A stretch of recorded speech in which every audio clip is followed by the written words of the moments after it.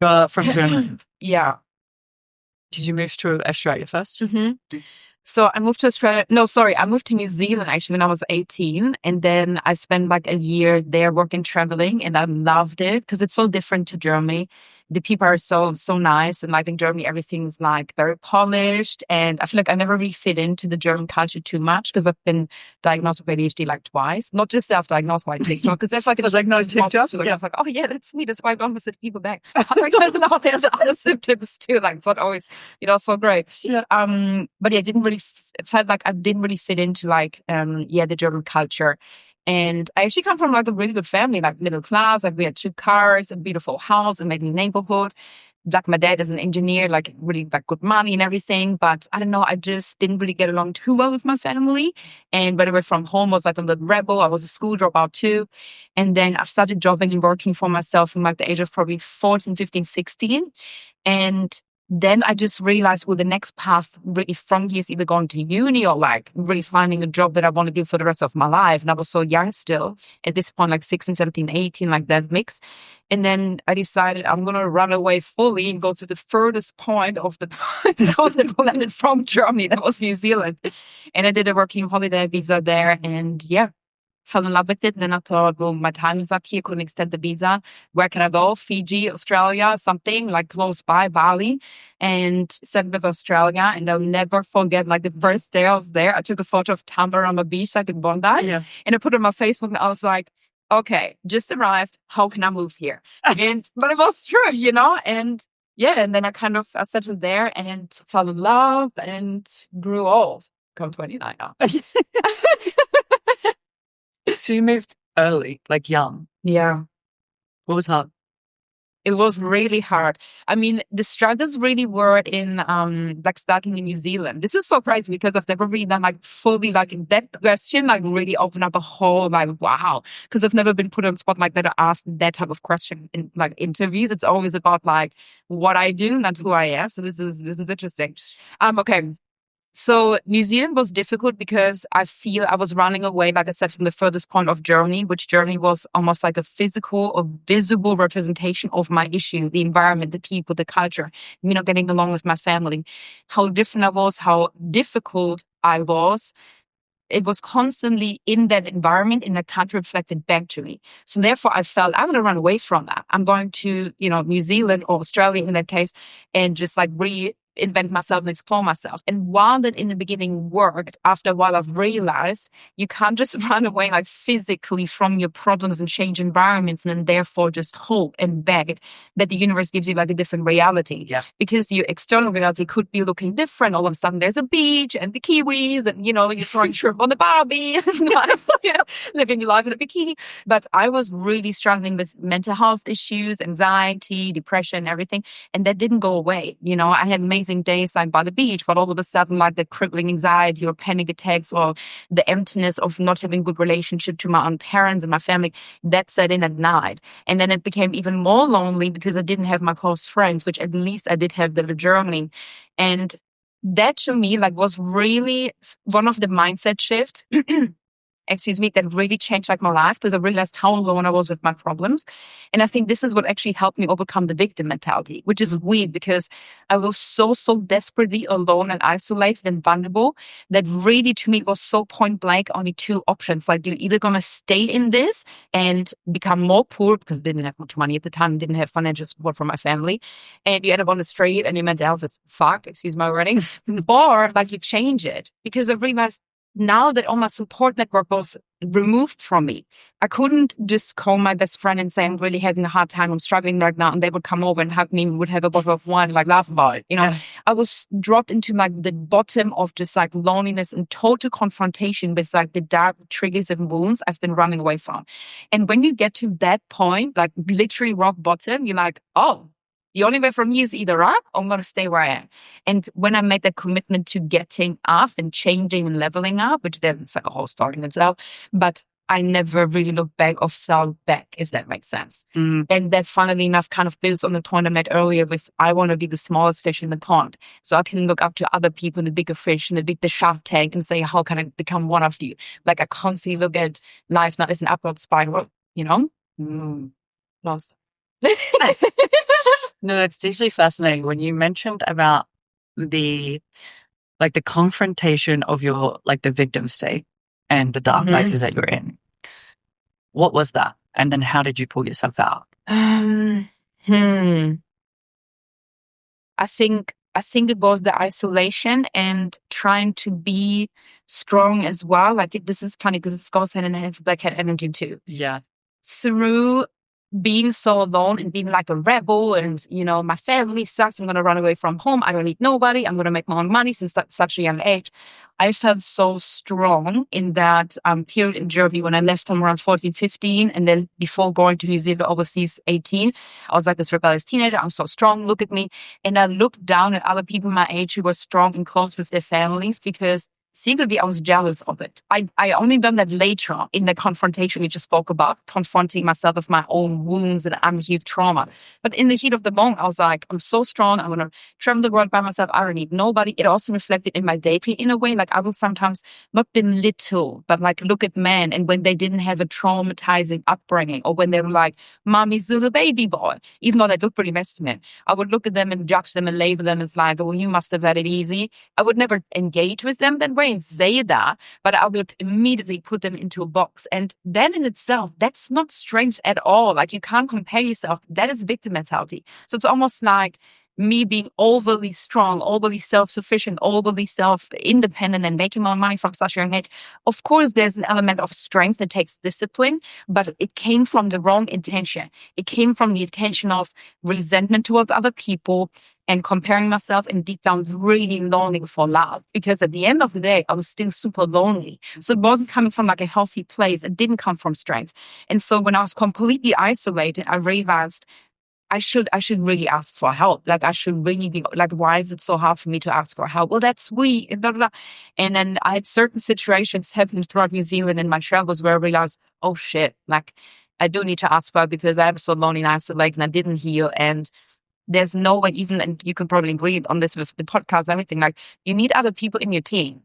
Like even growing a business to millions of dollars, like you need other people that have the same vision or have good intentions for you, who want to help. You need people that are smarter than you, better than you, whatever, or just want the best for you, and there's no strength in just isolating yourself and saying, fuck you, look at me, I'm doing this on my own, while then being super lonely eternally. Yeah. So I confronted myself with that and then realized there's so much grace and femininity and strength in being able to surrender, being able to not have to struggle and to fight and always put up a wall and look how strong I am, but to surrender and be in flow with it and asking for help and receiving as well and letting things come to you when people offer it to you. Yeah. How did you make that shift? Okay, this is a really intense story. I'm like, oh, I mean, this is what the podcast is here for. Okay. So there was one incident. Also, I should probably add, like, I didn't really treat myself too well in that period either, because I was like, I'm so strong and all of that, but I didn't really have a good connection with my own body or my health and my mindset. Like I would sit parts and go out a lot. My mental health wasn't so great, right? And I was in New Zealand and I was like a little tomboy. I would ride my skateboard. I was going to all the parties. Everybody was a lot older than me. I always liked hanging out with older people. I don't know, my thing.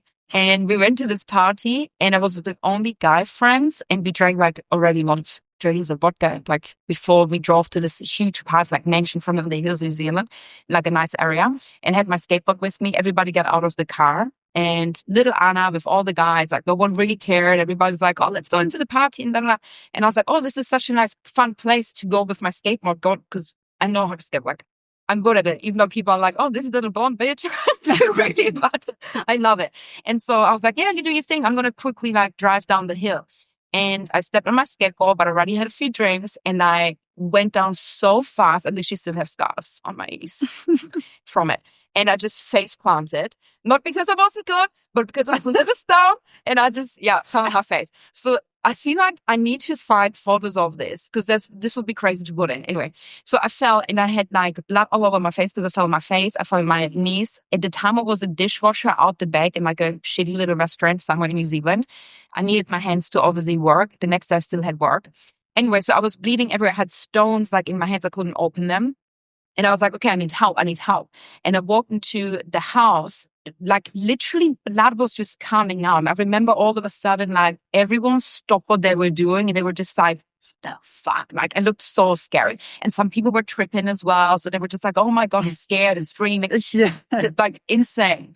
And then 3 girls, women, they were just like, oh my God, honey, come with me. And they took me into the bathroom and they cleaned me up and everything. And then I was just like, look, I just want to go home. Like, I just, too much, you know, they were like, you need a doctor, like you need an ambulance. But again, like, I was like, I don't want that much attention on me. Like, I feel like I'm not deserving of it. This is not a big deal, but girl, it was a big deal. Hell, I looked like death. Like, get me out of here. You're like, it's fine. It's fine. But, and I'm literally, I couldn't even walk. But I remember also saying to myself, I love skateboarding. If I'm too scared of ever stepping on a skateboard again, I'll never do it again. So also, it was like the psychological thing of, I want to be alone. I'm going to isolate. I want to not be seen, even on one of my most vulnerable states. I didn't have any friends that couldn't call my family or my mom or whatever. I was scared of like a doctor or ambulance coming because I didn't want the attention on me. It was just me, my skateboard riding home. And at that point, I was kind of seeing a guy.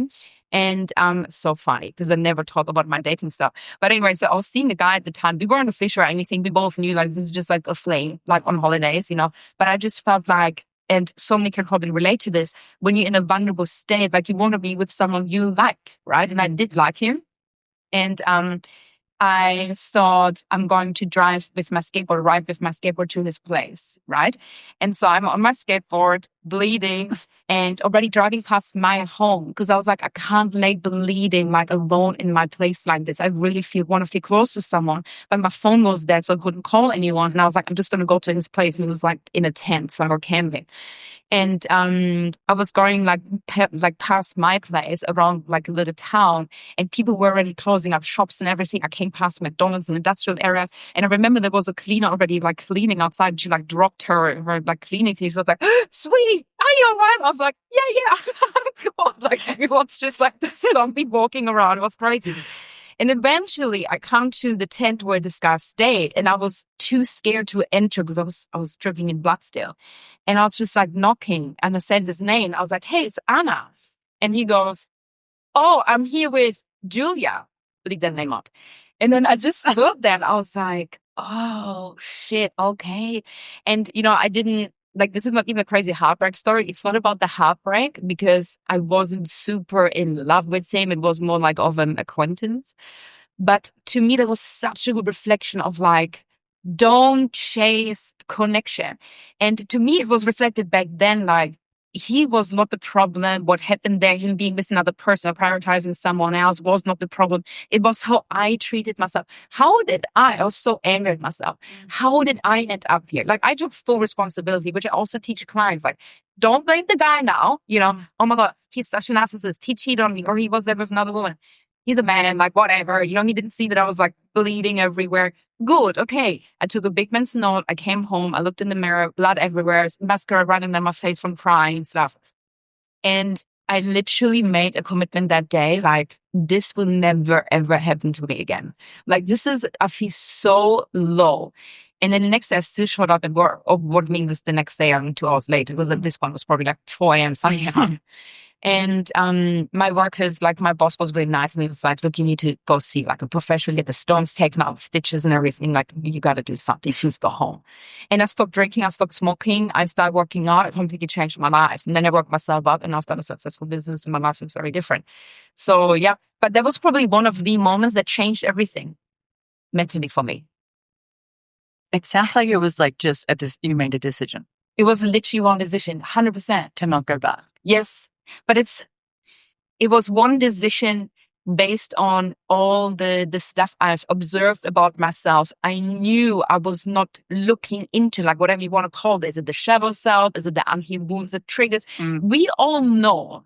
I feel intuitively that they're there. I knew this wasn't why was I hanging out with all of these dudes that were cool and older than me and skateboard, and one of the guys, and like, I don't know, ripped jeans and like not putting makeup on and like being like, I don't know, like tomboy. I'm so cool and this and that. I don't need no one. Everyone else is so weak.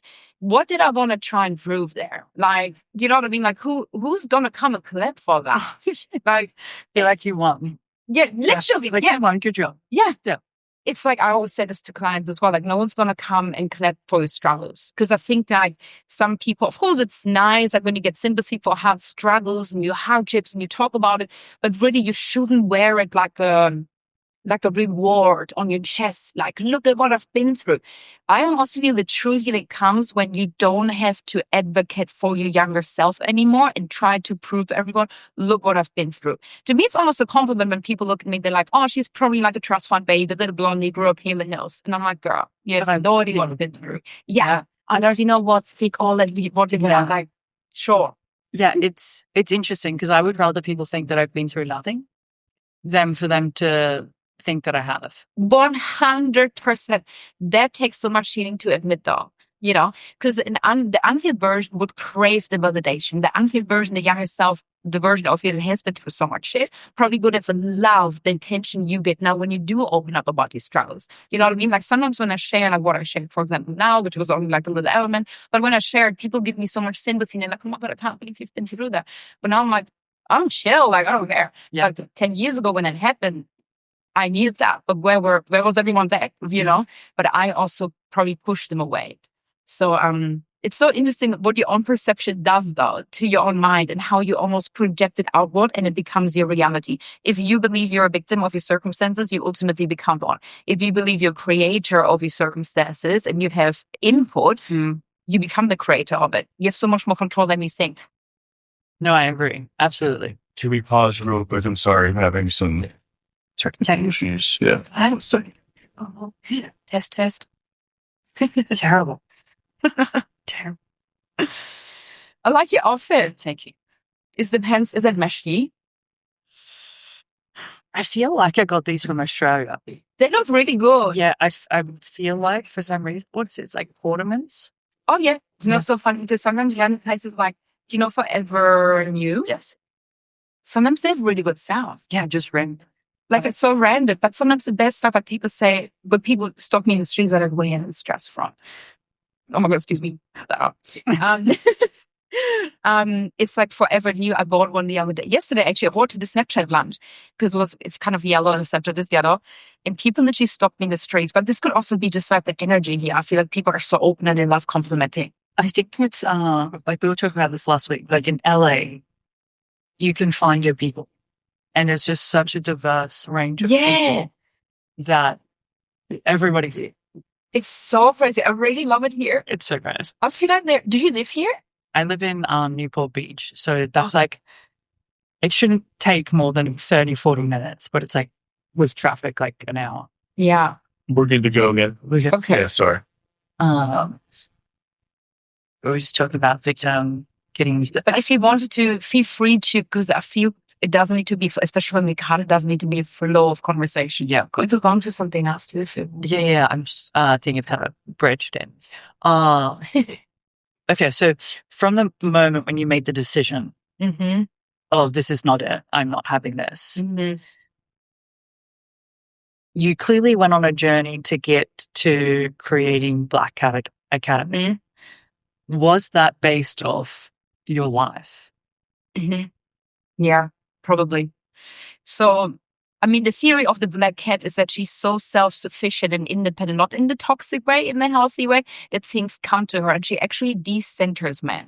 So it's not about centering him, it's centering yourself and then he will come. And that's exactly what I did my entire life, kind of forced into doing that anyway, because of my childhood and because of, you know, how I grew up and ran away from home. Like, I never had the privilege of just like relying on a guy and this and that. And what I did for myself, like that journey I was on over the last few years, my healing journey, that gave me everything, like success, money, true love, a man that wants to do everything and anything for me, and good girlfriends and women in my business, and the opportunity to sit here, like all of that falling into my lap through the knowledge I've acquired through the journey throughout my life. That is what Black Cat energy means. And what I feel like I want to, that's my gift now to the universe and other women, you know, like seeing my inner child struggle so much when I was younger and hoping to find a woman because I was really longing for a woman. I really, in these moments where I was confronted with my dark inner core wounds and issues I was running away from, I was not really longing for a man's lustful romantic love. I was longing for a woman's love. Obviously I shared the story earlier, but that was more like I wanted connection. I wanted not to be alone. Kind of was like the first person that came to mind. But I was really longing for unconditional female love, because I think female love is different. We're biologically wired to be more connected and social.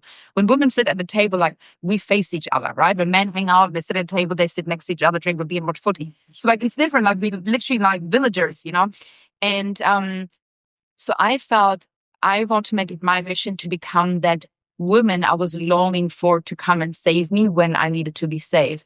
And ultimately, in healing myself, I became that, and now I'm able to be there for others. That's so interesting that it was like a female or a woman that you were wanting to come in. Yeah. As opposed to the normal, or what people consider normal, of waiting to be saved has to be from a man. That's very interesting. I think it has to do with like my parents, because parental love is unconditional, or should be, right? Like, they kind of placed you on this planet. It wasn't really your choice. You're just like, oh, okay, just and it's kind of their responsibility also to like look after you and make you a responsible human or whatever. And I just really didn't get along with my family back in the day, which I can't get too much into. I'm really great with them now. So, but yeah, back then it was really, really difficult for me. And I think that really affected my mental health. I think some of the reasons why I did have depression, anxiety, and panic attacks, and I don't want to be seen even when I'm literally covered in blood. People say call an ambulance, which I was really worthy of him in an ambulance. I didn't want the attention on me. I felt I was never worthy of being nurtured, like being nurtured, being loved, being looked after and attended to was something that felt so weird to me, because I didn't experience that much in my childhood growing up, So when I said I was longing for a female, like a woman's love, in other words, I mean unconditional love, like the whole, the type of love where you can exist so purely, your soul, your authentic self, your inner child, with all of your quirks, with all of who you are, your identity, and still be accepted for that. Because the only way you get the love I'm talking about right now is through your family. And if they can't give it to you, this is part of my journey, part of what I teach women now. If they weren't able to give it to you, and I know a lot of you can relate to that, because a lot of people struggled in their childhood and, were neglected or abused or whatever. Now people think, when they didn't heal themselves, to find this unconditional love of validation and acceptance, just like your inner child's craving. Don't look for that in a romantic partner, because that's the number one mistake. You're making yourself so vulnerable, anxiously attached, you become deeply insecure, very dependent, very needy. And then things start happening like, why didn't you tell me that you loved me when you walked out this morning to go to work? Like, you didn't roll over after sex and cover me, so therefore you probably hate me. Because you're giving your entire existence and identity, your self-worth, you're placing that into somebody else's hands. No one should have the power over you, So you need to, this is the solution, okay? You need to give yourself that unconditional love and connection, validation, and acceptance of your pure self. Give that to yourself. And how I did it, because I know that's going to be an next question. That was my next question. So we'll just roll. I figured out, for me, I need to travel. I need to meet different people, cultures, religions, put myself, and I'm not talking about needing to be 5-star resorts. I'm talking about explore either mentally or physically as much of your own psyche. And this can be good and bad experiences. I've never labeled them. Put yourself into as many different experiences, which the opposite of that would be scrolling on TikTok, doom scrolling, laying in your bed, not leaving the house, right? Do the opposite of that. Get out into the world, meet people, and experience life, and then integrate as many different parts of yourself, the versions that come up when you interact with people, when you put yourself into situations that scare the hell out of you. Integrate these new versions of yourself we've just gotten to know into your psyche and in your identity. So you uncover more and more parts and layers of your personality that then you can fall in love with. So what I'm trying to say is this.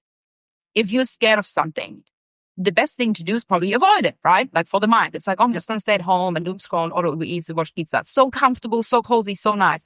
But then you scroll on Tinder or whatever, and you go to the bars because you're so lonely and you really want to find that. But you don't even love yourself. You neglect yourself. You don't show up for yourself. You don't even explore your own personality, your psyche.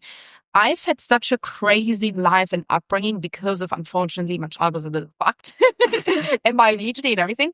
But now looking back, I'm so grateful. I've seen so many places, gotten to know so many people. The experiences, like the hardest things I've been through, like being covered in blood and being exposed to just looking at myself in the mirror and taking a good hard look and saying, never again. That version of me had to come out. The vulnerable version of Anna that then all of a sudden is faced with her biggest fears and all of that. It had to happen because that's still better, in my opinion, than you laying in bed and being in your comfort zone, not being able to break out and getting to know who you are. And this is how in my opinion, also how you grow into confidence and self-worth when you put yourself out there, whatever it is, doing things that scare you, doing things that are hard, doing things that you're kind of delaying and pushing away, but showing up for them anyway, and then maybe even failing. Okay, maybe even failing, maybe looking like an idiot, maybe embarrassing the fuck out of yourself, but then realizing I did that. So it forms a stronger connection with yourself, because what everybody maybe said around and judged you, you leave the room after and you say, I did that for me. Like, it makes me so emotional, because it's like, I've been in so many positions like that, which when I speak from this, like I speak from experience, like there were so many moments before SETI and people gave me the following I have, or like the business I have built now, like where, people would have maybe, I don't know, humiliated or bullied or whatever, or looked at me and said, well, what's going on with her? Like, why is that happening? So you have to put yourself into these positions though, to grow closer with your own soul, with your identity, be proud of it. And that's also what I said earlier with the whole victim mentality. No one will come and save you. It sounds really brutal, but I think it's the most beautiful, liberating thing, because what it does is it changes your perspective from, oh, I'm relying on someone else to give me the unconditional love and acceptance and self-worth and confidence I'm deeply longing for, which we all are, by the way. And it places the power back in my hands. If no one's coming to save me and gives me the liberation to save myself, how lucky am I to do that? I could listen to you talk all day. You've mentioned a couple of times that your childhood was tough. Mm-hmm. What was tough about it? Ooh, I don't know if I can get into this. So I think my mom and me are very similar personalities, and we clashed a lot. Let's just say that, Then she had a really hard upbringing, because I saw my granny, which was like my mom to me, like my granny was like my second mom. My granny really struggled in her relationship or her marriage, because my grandfather, biological grandfather, he cheated on her, left her for another woman. My mom grew up seeing all of this. I think this plays a big part actually in also me observing romantic relationships, because I hated how my grandma struggled from being cheated on and everything. And it sounds really simple, like, oh, someone was cheated on, but it destroyed parts of her life, and it's a woman that I dearly, dearly loved. And so that then affected that trauma my grandma experienced, showed up in my mom's life. And my mom had a father that wasn't present, of course. She had a father that wasn't treating her that great either, and left her mom for another woman, and then the kids again. And then they broke contact. My dad is like an angel on earth.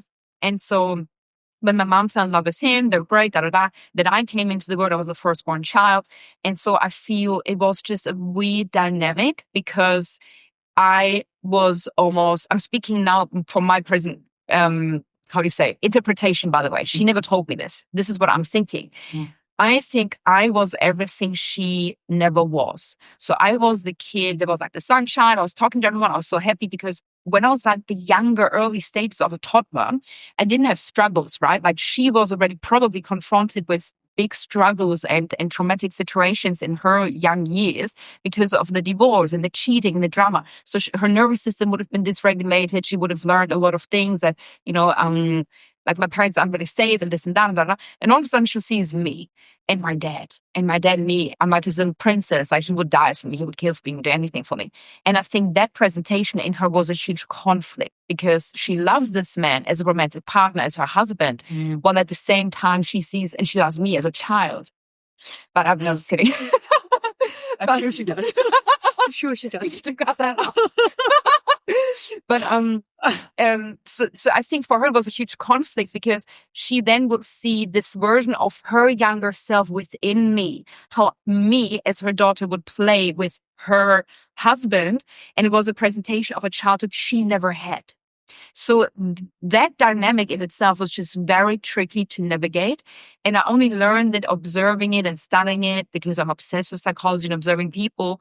I learned it throughout, becoming older and like realizing it. But as a kid, I didn't see that. As a kid, sometimes I would just experience things like being punished for doing certain things or asking for too much, or maybe I'm a little too loud, or maybe I'm a little bit too annoying or demanding or whatever. Like these were labels I observed just because of the dynamic I was basically in. I'm trying to describe it a little because I can't go to too many different examples, but it's like a full-on story. And I love my parents now, so it'll be great.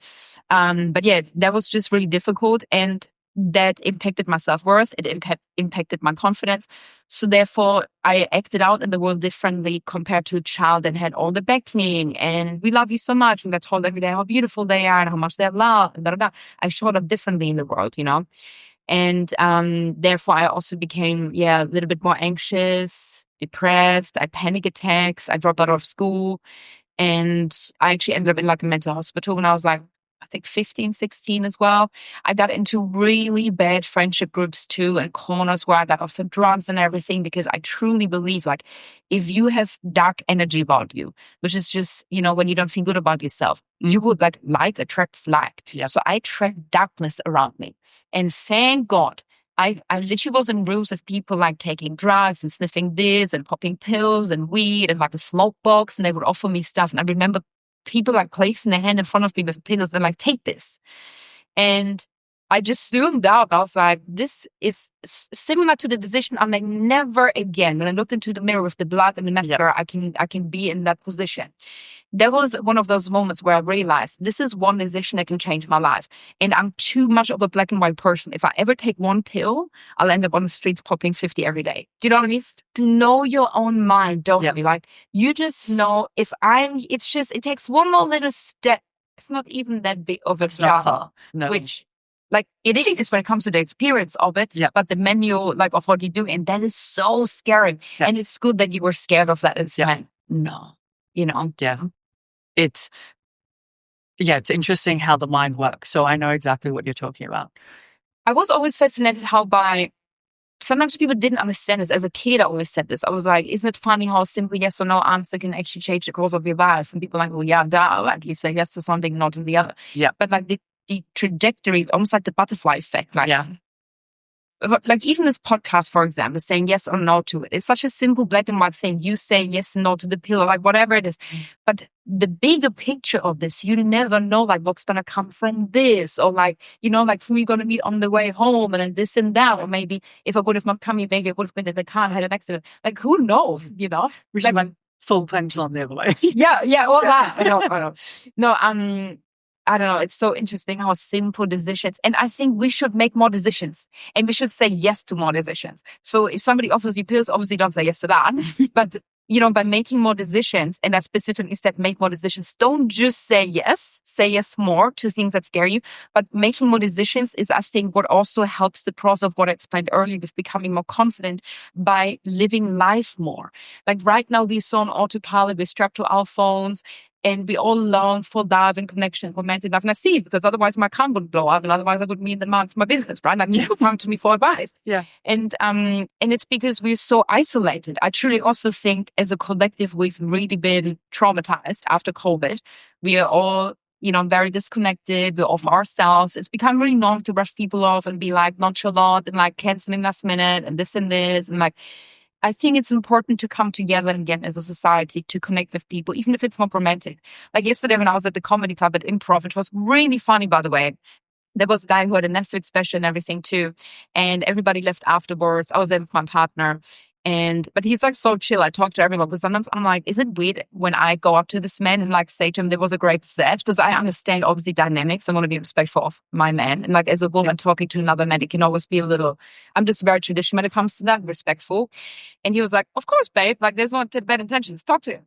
And so we ended up hanging at the bar, like with these comedians, and it was just the best time. And like, I think these are the moments like where I afterwards leave and I say to myself, these people were great, but also we had such a magical coming together, connecting moment, but also because I added my magic to it.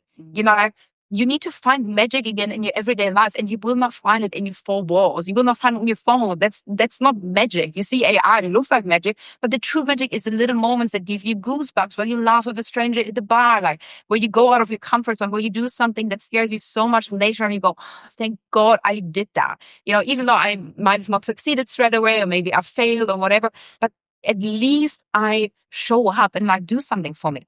I think it's my neurodivergent brain, the ADHD. I think I failed, and I think my life sucks when I don't do things, when I live in comfort, when I don't leave the house, when I don't create. You can have it to create as a little reminder.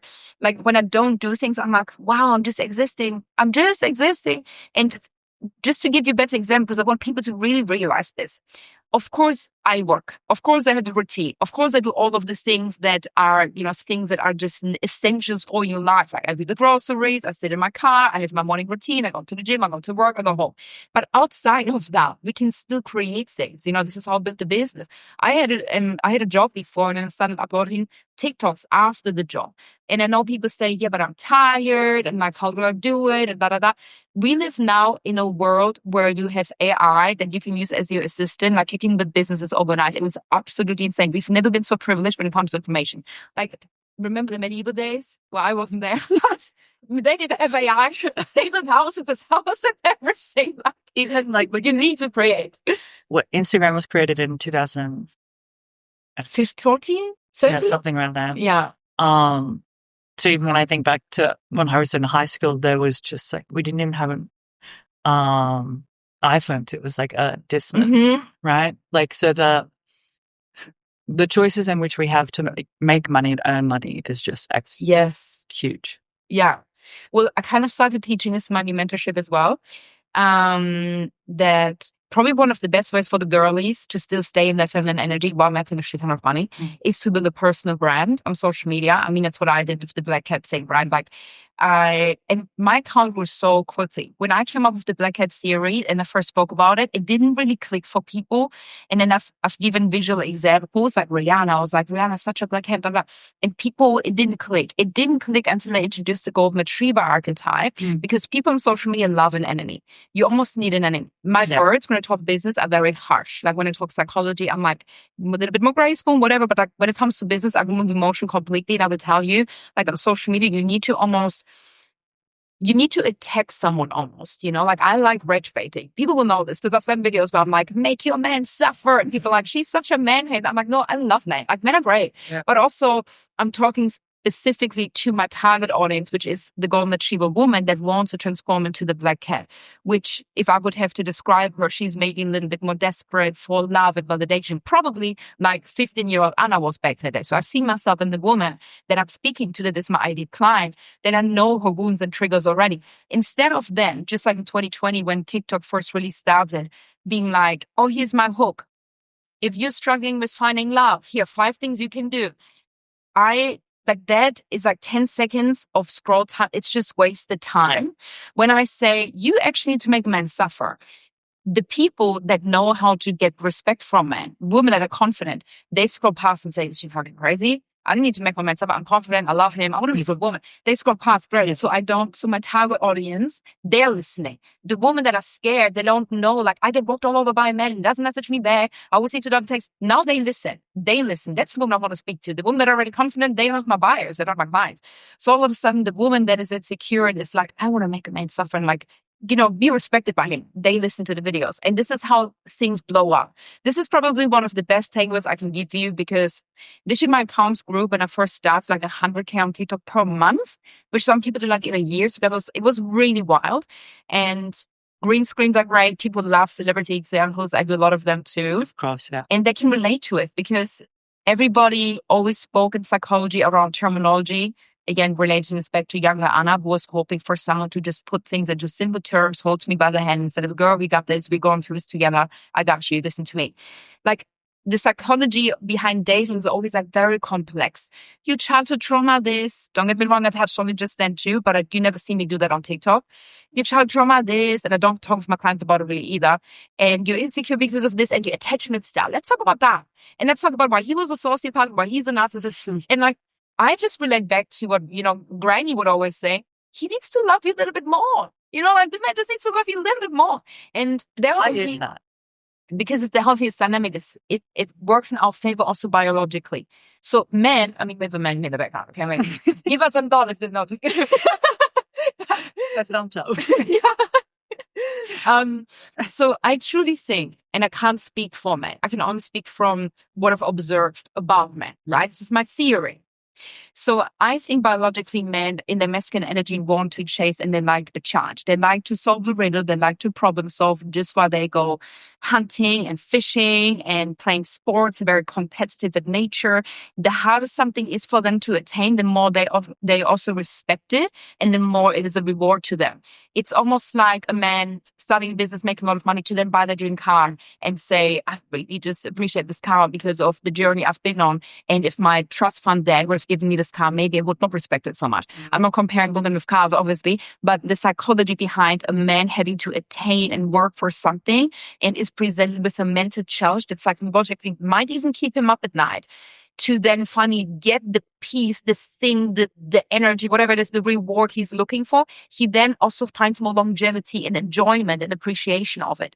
And now taking this psychological theory I've just explained into dating, it applies in the same way. So if you just sleep with a man like this, just like his trust fund that will give him the car like that, he will not appreciate it. He will drive around with the car. He will use your body. He will enjoy it. But there's no longevity here. And immediately the mental value he places up on you. And I hate to talk in value about people because we're all obviously valued and worthy. But like from his perception, he will just, it's lowered. There's not that much respect. And if a woman can present somewhat of a mental challenge to a man, so they go on a few dates, she holds off on sleeping with him.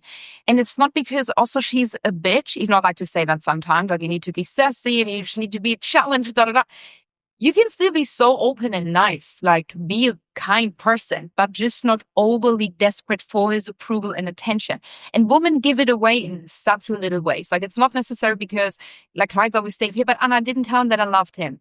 But she did other things like always asking him for his opinion on her outfit before going out, canceling on her friend's Pilates class or really important family commitment she had just because he's in town once, always saying yes to last minute 3am booty calls. So all of a sudden through her actions, even without ever saying to him that she loves him, through her actions by neglecting herself and giving herself up, she's placing him on a pedestal and he knows it. So all of a sudden he knows if I say jump, she jumps. And this is where the metaphor comes from. The golden retriever, look at dogs. Like you ring somebody's doorbell, they're there, they're so happy to see you, wagging their tails, when you say jump, he jumps. And you almost want to get this dog off you, like you're a little bit like, yeah, you're cute. All right, but like step to the side. I just want to see my friend, they rang the doorbell.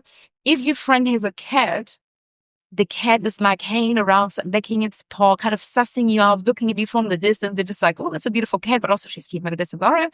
If the cat at some point comes, at some point after hours of hanging out, and sits in your lap, you just think you're that guy. It's actually really I'm an animal whisperer. Look at her. But what's the difference? It's two little pets. But the difference is the energy, the psychology. We just value things that are rare. And that's why I say, like, a woman that's feminine knows how to be like a cat, like her presence is valued. She's like, look at a cat. She's playful too. She's almost submissive, but she has a lot of power. People want to be around that type of magnetic energy because it's not a freely given. The type of energy of golden retriever is all over you. The body language, the eye contact, the words, the tonality. It's always so excited to see you. And it's like always so happy and so full on. And therefore it's not valued as much. And it's really sad sometimes because golden retriever women I work with are some of the most beautiful, most intelligent. So many of them are from the US as well. I had to sign NDAs because also I have celebrity clients. Like some of the most gorgeous women. And you think, why do you have such a hard time dating? Like if I would show you photos, which we can't do, but if I would show you photos of our clients, truly your first instinct would be like, how are you not snapped up just yet? Like what's going on? But it is the energy.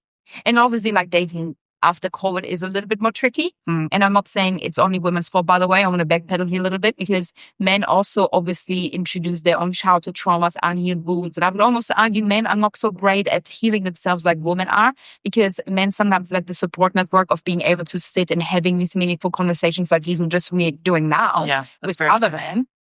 And then there's too many narratives around masculinity where we either have on one side Andrew Tate and the manosphere where it's like, don't cry, don't show emotion. And then on the other side, it's like, oh, masculinity is so confusing. Like, I really don't know how I can identify here. Like, we need a healthy path. Ladies, actually, if you're watching this, I think if you would ask me what's like a healthy masculine man is Andrew Huberman. I think he's a very healthy masculine man, very intelligent, but also very strong, disciplined. I think some of the great podcasters actually, they display quite healthy masculine traits, just so you have someone else other than just the manosphere as examples. If someone's stuck in that, actually, no, let me reword that question. You mentioned the energy, right? All these attractive, gorgeous women walking around. I'm like, how are they single? It's the energy. How do I know what energy I'm giving off? By how people really interact with you, you know? So if in a relationship, for example, I say this in my TikToks too, and people hate it. But one of you is always going to be the more toxic one. One of you is always going to be the little more, on the villain side. One of you is always going to be a little bit more dismissive. And if it's not you as a woman, it's him. And I'd rather you, and this is why I speak so brutally, because I need to drill it into people's minds. If it's not you as a woman that is a little bit more flaky, maybe a little bit more dismissive, that maybe you're the one canceling every now and then. If it's not you, it's him. And that doesn't work. And the reason I'm saying you should be the one that is a little bit more dismissive or a little bit more selfish. And by that, I just mean don't cancel your girlfriends just because he's in town. Don't go over to the go. I'm not saying you need to be see you next Tuesday today. Like, be nice, but center yourself. I lost my train of thought. Where was I going with this? We were talking about being able to change the energy. So it's how people, you were saying it's how people interact with you. Yes. Yeah. Okay. I think it's coming back to me, because if you're the one that's withdrawn and a little less dependent on the outcome of the relationship, the man will adjust, and it works with our biological sort of desires, what I've spoken about earlier, that triggers a man to think, oh, she's a challenge, she's hard to get. So men actually like that. The other way around doesn't work. If the man is the toxic one, dismissive one that would never really make space for you in his life, or pulls away too much, or doesn't text back or whatever, and acts in that way, then you're the one having to adjust and having to chase him a little bit, right? Because you're like, I need to double text. I don't know what's going on. I planned like dinner with his in-laws. He doesn't even message back. Like, I need to know what's happening. He said he's going to come home after the pub at 5 p.m., but he's not. Like, what's going on? So you're getting pulled into this push and pull. And that, in my opinion, works almost against biology. Because now you have a man that's deeply feminine, because it doesn't matter what he looks like, tattoos, whatever. But he is also surrendering, oh, I'm just out with the guys. I don't need to message her. Bye-bye, red flag. Because take responsibilities. Masculinity is also being disciplined, taking responsibility and making women feel safe. So let your girlfriend know that you're staying out a little bit longer. Let your girlfriend know what the plans are. Lead her. We need more of that. And so it goes against our biology, and women then become miserable because we think, why are we running after men? Because it's not really in our DNA. Like, men should come to us, right? And serve us and prove themselves to us and also protect us. We need to feel safe. What's the more feminine thing to do is actually surrender and be able to receive, because even during sexual intercourse, it's going to get PDA, how do you say PGA? Whatever. PG. Like, we receive even during sexual intercourse, like how everything's set up, like biologically, psychologically. There's a beautiful rhythm almost in nature of the universe between feminine and masculine. And the relationships that don't work is not because necessarily there's no more love there, or the women that are so beautiful that don't find dating partners. It's not because there's really a lack of something. I truly believe it's just the energies and the dynamic and the polarity and the contrast between feminine and masculine is distorted and fragmented and intertwined, and twisted, and not in a beautiful flow state. So sometimes people also say, Anna, I was the black cat at the beginning. Like, I was the one that was a little bit hard to get, and he loved the challenge. He was trying to get me, and then he landed me, and now all of a sudden he's comfortable, and he's on the couch watching Netflix. Yeah. And excuse me. And I say, okay, could be him, but could also be you. Let's look at yourself and how your life changed before and after the relationship. How did your energy change? And all of a sudden, they complain. Some women complain that he doesn't take me out for beautiful dinners anymore. But usually the guy would sit on the couch and they want to put on maybe a movie. It's Friday night And she agrees and says, yeah, let me put on your boyfriend t-shirt and your boxer shorts. We can come on the couch. I would love that. And women love this homie stuff. Don't get me wrong. I love Netflix and chill now. Okay. But if you reaffirm what you're comfortable with in your actions and sitting right next to him, and let's project this forward.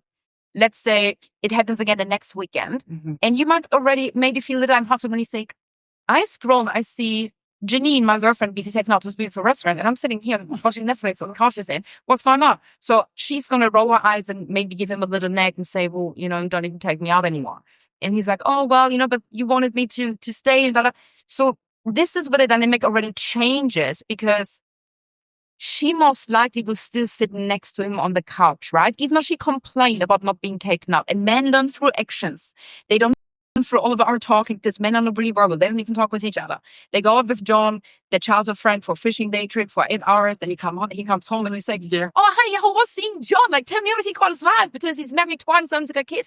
And he's like, yeah, it was great. It was a great day. And he's like, what? If that would be me, I would talk so much more. So they're very non-verbal, and they learn through actions. And they learn through this push and pull dynamic, just like the cat that you want to pet more and be around for because she comes and goes as she pleases.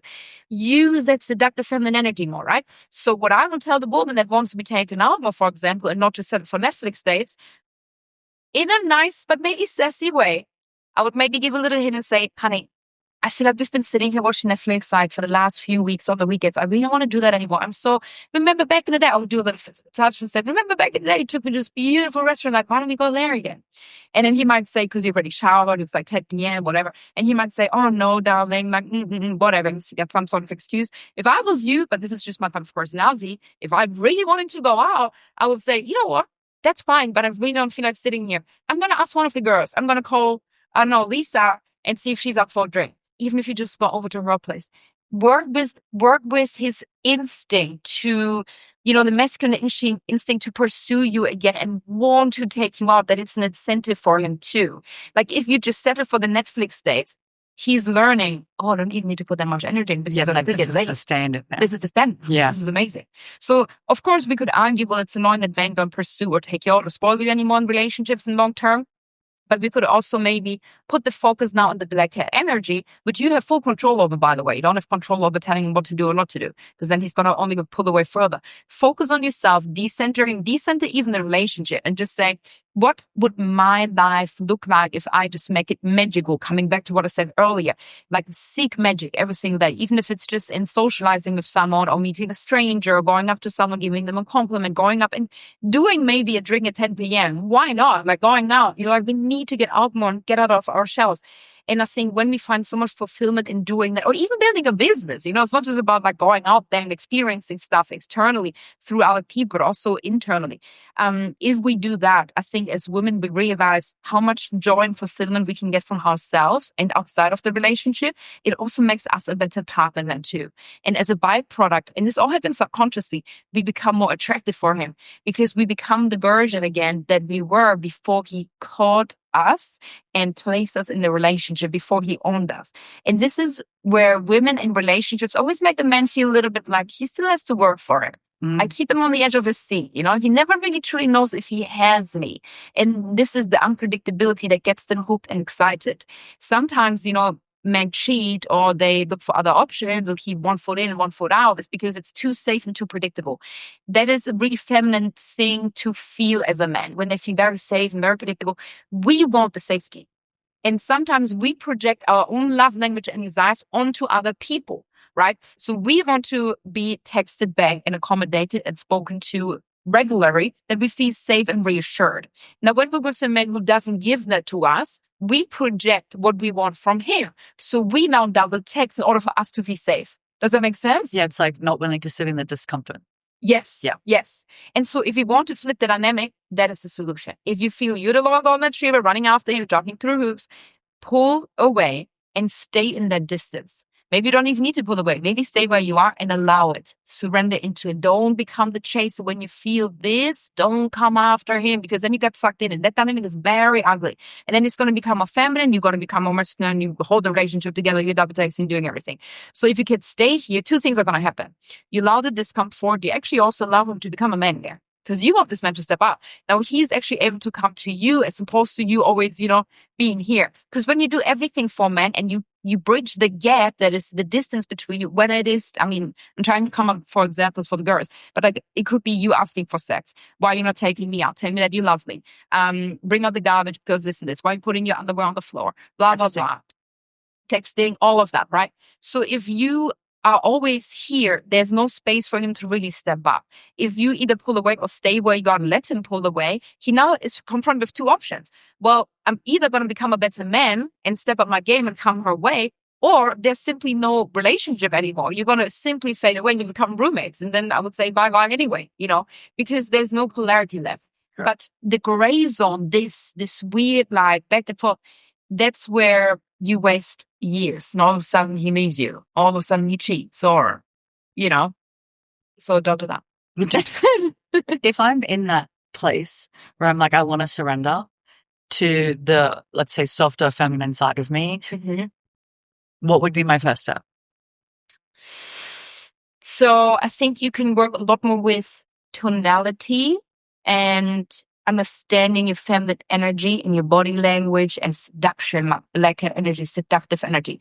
So the first step to surrendering and becoming more feminine, it's not to all of a sudden drop all of your needs and desires, because you might still have the need for him to show up more sexually, be more intimate, still bring out the garbage, But maybe we can talk about it in a more feminine way. And usually I like to say, I either make it about, it's like a template I've put together for my clients. I'm going to see if I can get it together. I would lead with emotion combined with physical touch, talk about how things make you feel and make it an us problem. Because men don't want to be told what to do. They're so fragile in their ego. For any men listening, I'm sorry. But they're just like a little insecure when it comes to that. They don't want to be told by a woman like, I'm that man. I don't want to be told what to do around my house. So don't trigger that instinct. Trigger the instinct of, I feel this in this way and like I need help, and trigger his masculine instinct to want to serve you again. So for example, with the garbage, let's just take that example, right? Instead of saying, you never do this around the house, you never bring down, I told you so many times that I would sit with him over dinner in like a romantic setting and have like a beautiful nightgown on, maybe like put my head on the lap, talk about something that sparks positive energy first, right? So like, remember back in the day when we used to this and we hooked up there and da-da-da, like touch his neck, whatever, eye contact. Lure him in. It's so fun to seduce a man. It doesn't take you much. It's just centering your energy, yourself, and then putting all of this energy, channeling it into his eyes or body. It's so fun. Like we never really learned how to do that as women, but once you unlock it, it's so much fun. It's easily applied. So you do that. And then you could say, you know what? You talk about yourself, you talk about how you feel, and like kind of create a little bit of a gray zone so it doesn't sound too much of an attack. So I would say, I'm just so busy with work at the moment, like whatever it is, and looking after the children and everything. I just feel so like run down and exhausted, and this is such a beautiful evening. And then pause and just see what he says, right? Because you're kind of expressing, I'm not feeling so great. A man that loves you doesn't want to hear that. What do you mean, my beautiful soft woman next to me? Like, I'm that man. What's going on, darling? And then maybe he wants to look for a solution. This is what men usually do. Sometimes women see this as rejection, but men are very solution-oriented. So they're like, oh, that's a problem. She feels overwhelmed with the kids, the house, and her work, whatever you said. And how can I solve the problem for her? So he might say, how can I help you? What can I do? And this is your golden ticket. So now you say, do you know what?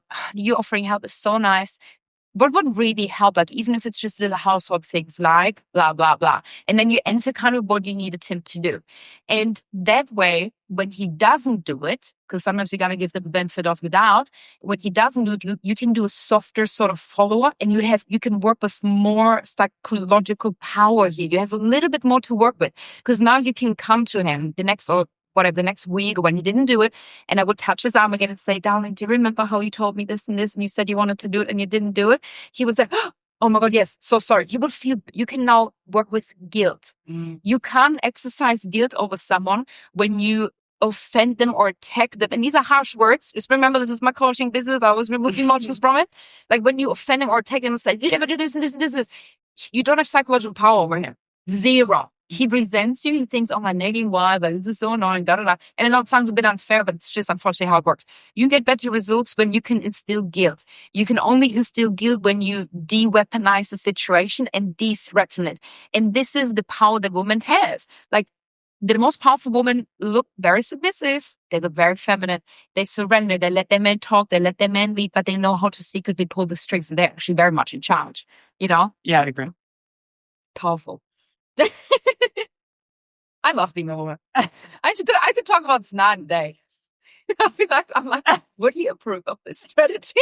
We talked about it before you got here, so we're on the same page. It's right. Oh, yeah. I was listening to one of your podcasts, and you talk about 4 archetypes. There's the black cat, I think golden retriever, the black widow, Yeah. and then The Bambi. How would it work if I'm sitting there? Because I was listening to it, I'm like, I can see how I'm a mix of all of these. Mhm. How would I lean into one over the other? Well, you should lean into the black cat, really, Oh, yeah. you know? So, but I think identifying from these archetypes, understanding each archetype and what they are, and so many clients said they're a mix of them, but then maybe identifying from each archetype what their core desires or wounds are, like, what is it that keeps you trapped? Some of the archetypes have good elements too. So almost assessing each archetype, how it presents within you, and then taking the, how do you say this in English? The good traits, the things that are beneficial from each archetype, and that makes you the black cat. But you need to have a deep understanding about yourself. So if you identify with the Bambi traits, which is really feminine, I'm going to let him lead, a little bit like what I just said then, with the whole, like, I'm going to be so submissive. But if you're only in that energy, and let's say he makes a comment that's deeply disrespectful, I'm not going to sit there submissive and whatever, because I'm already so nice and soft around the household. I never attack and this, and I make it us problems or we problem. I never offend him as a man or question his masculinity or whatever. But then if, he's a man and he says, well, that dress looks weird. Or like, honey, that looks a bit bad. Like, whatever, when he doesn't respect your time. Like, sometimes we all human make the mistake, we blurt something out stupidly because we're angry. In these moments, you want to catch them and say, excuse me, can you repeat that? Like, you still want to have a backbone, speak up for yourself and say, do not ever speak to me like that, because then it has power again, because again, you work with psychology, you work with, I'm not a threat, I'm easy to be around, but do not cross this line. If you're constantly negative, if you're constantly complaining, there's no polarity or contrast within your psyche, within your personality, and also your energies with feminine versus masculine. And so he can't really respect your words. Your words don't land with him, they don't have meaning, because you're constantly attacking and offending or nagging about something, But when you're very soft and submissive, and then you strike, and you sometimes might even have to attack or defend or deflect or even manipulate. Okay, we're talking about psychology, so all words are coming out. Then that's a good balance to have. So when you're the Bambi, you need to take your feminine energy. That's amazing. Take that submissive trait, take that. But maybe work on the naivety and the scarcity of speaking up for yourself and implement more of your dark feminine.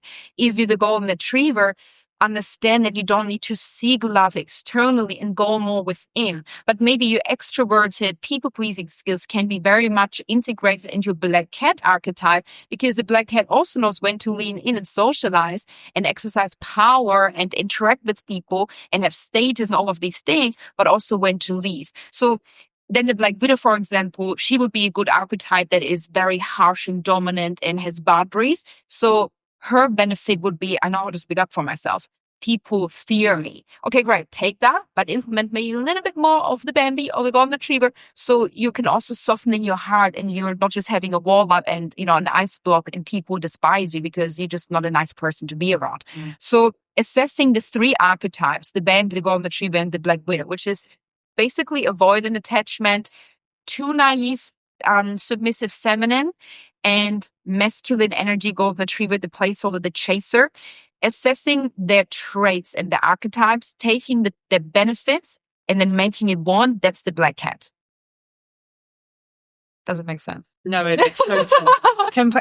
It honestly makes complete sense to me. I've never been the golden retriever, but I've heavily, I would say, like so after my divorce, heavily pendulum swung right into the black widow. The beginning of my relationship, very, very Bambi. But the black widow was just hiding in the background, if you will. Like, it was there. If, like, you push me, I'm going to push back type of thing.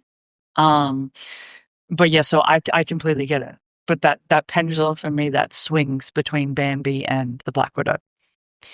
You could almost argue it's a little bit of like an anxious avoidant trap too. Or like, I think, what is it called? The disorganized avoidant? It's like there's a disorganized, the fearful, the anxious avoidant. Like there's so many different ones.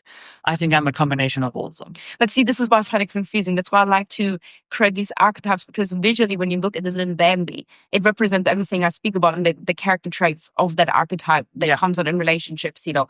But I think it helps when you understand where these traits come from.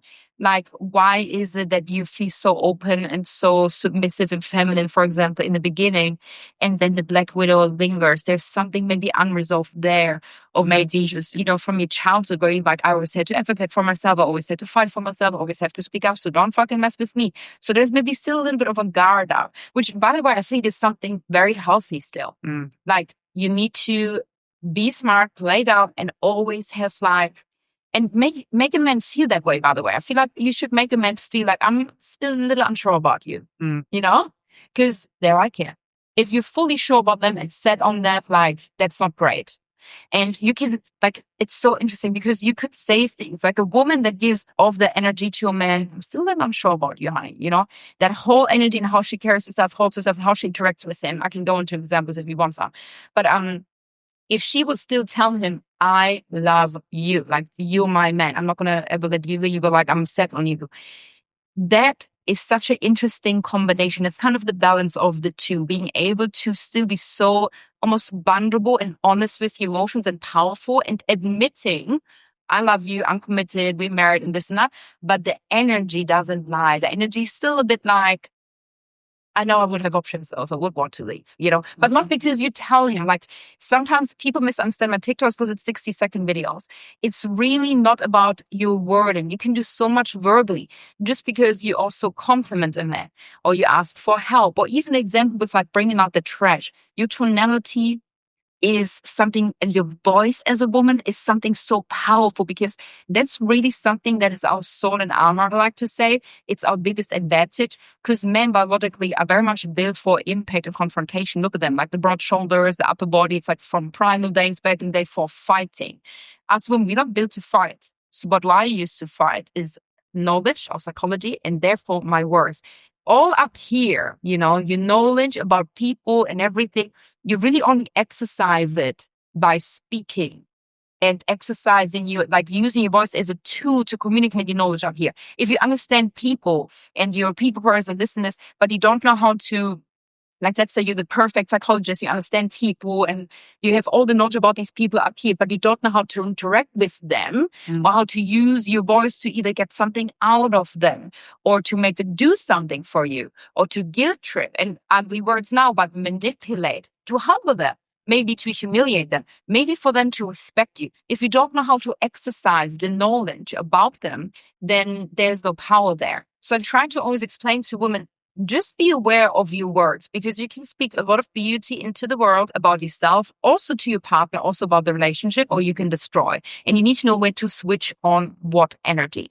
And the energy of your voice, the tonality, you can go up and it's like a little softer. You could pause. You can also go down. And yeah, like, you can make things land differently. And I think with men, I would always lay down a little bit with my voice. Like, I would, to be honest, in general, actually, like even in business settings, I always rather de-weaponize the situation. Don't use your voice immediately as an attack, or use sword and armor. Don't go into battle immediately. Remember in the beginning, I don't know if this is going to be an episode, but we had a little chit chat about the debate culture. I don't like debating that much. So if someone says, I disagree, like, let's say I make a statement talking normal in this tonality right now, and somebody would come and say, I disagree about masculine energy. I'd be like, okay, great.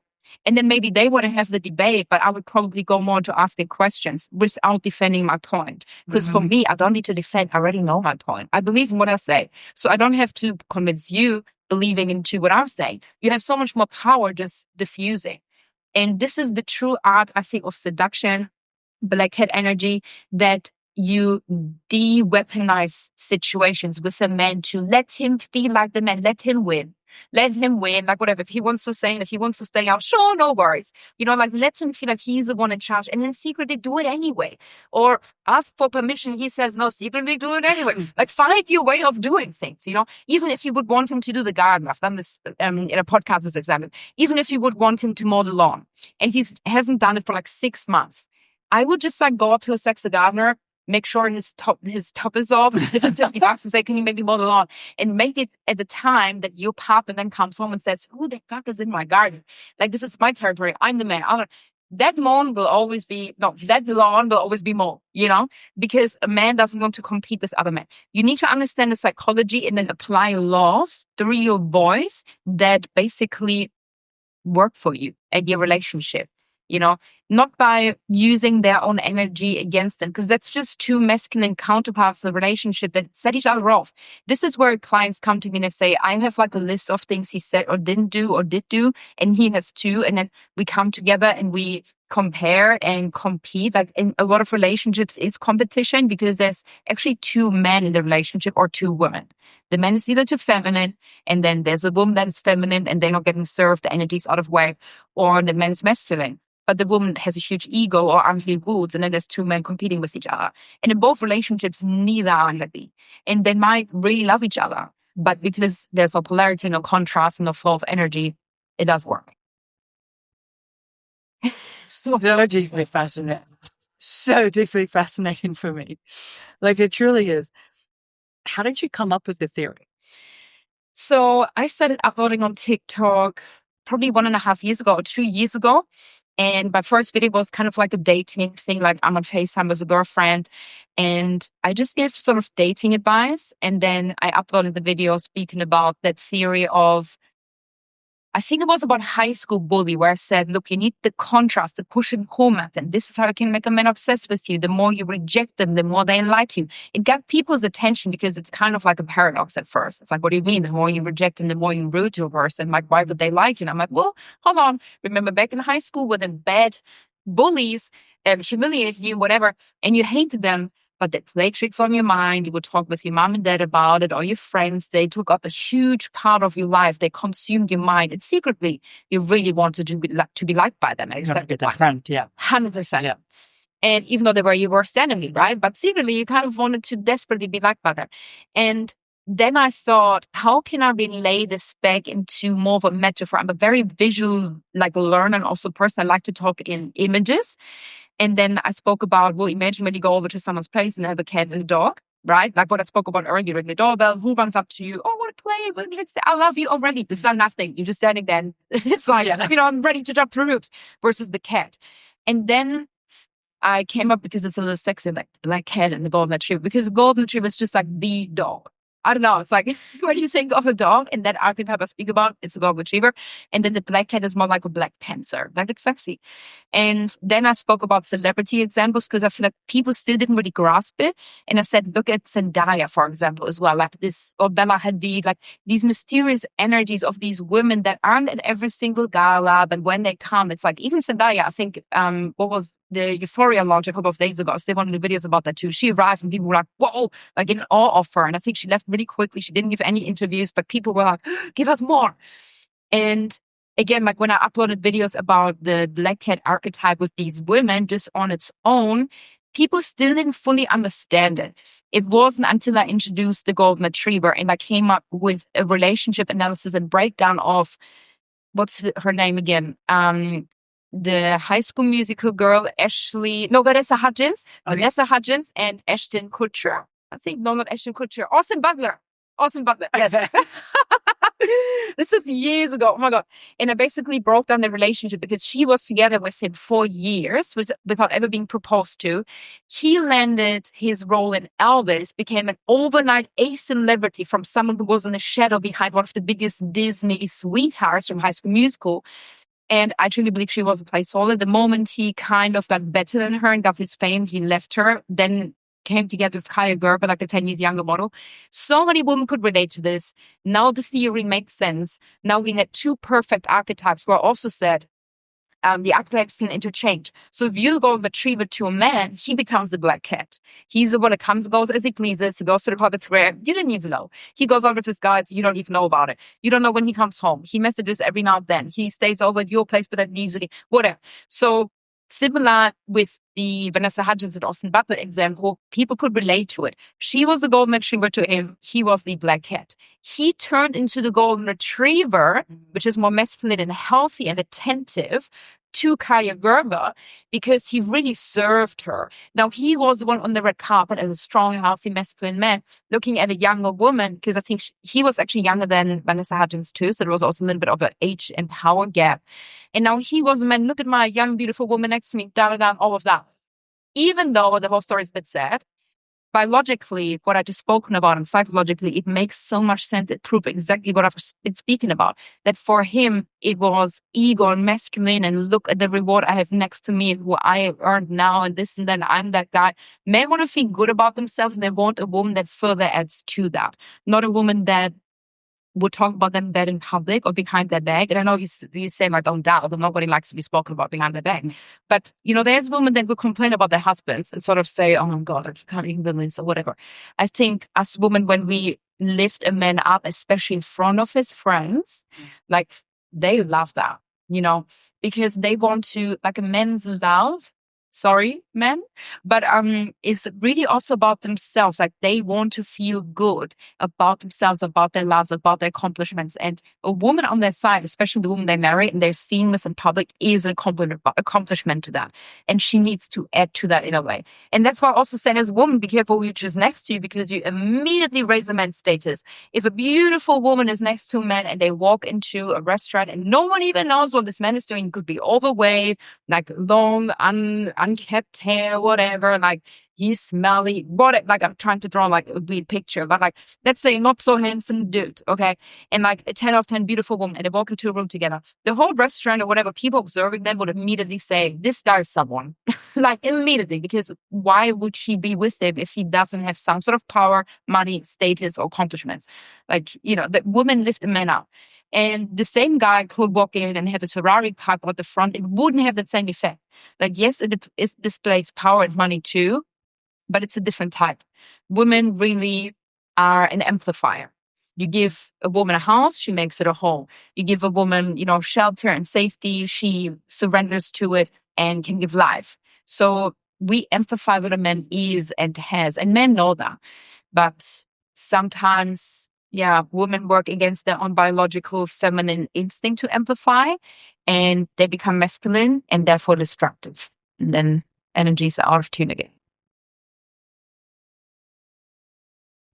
If I get myself into a destructive energy, how do I get out of it? I think destructive energy as a woman is masculine energy based on resentment of the past, because of, like, now talking about a relationship, because of a man that is either feminine, didn't show up, underdelivered, empty promises, too many disappointments. Therefore, it festers mentally and you become angry and destructive. It's a very also destructive energy, not for him in the relationship only, but for you. You suffer from the destruction more than he does. Because what he will do when you're in your destructive energy and it comes out verbally, remember the energy is within, the tool of the voice comes without, and then you create through it. So you create destruction through your voice and the resentment from the past, which he probably did something that he fucked up, right? He did something that annoyed you, right? But when you're in your destructive energy, you destroy with your words by attacking him, nagging, complaining. He just withdraws. He pulls back. He dismisses. And his nervous system isn't as dysregulated. You are. Your nervous system is dysregulated. So you suffer from that. So number one first step in an ideal world would for him to change. That would be the number one step, but we don't have control over him. So I put it back on you. I would not engage in a destructive behavior anymore, because your behavior reflects your internal world. So when I just said, you're in your destructive energy because of XYZ, the XYZ doesn't really matter, because unfortunately we don't have access to that. It's in the past. If you're in your destructive energy and you use your tool, your voice, and you bring destruction into the relationship and your reality, and you ask me, well, how can I not do that? Is by basically now going backwards in that same template I've just given. So instead of speaking destruction into your reality, speak with a more feminine, graceful beauty into the world.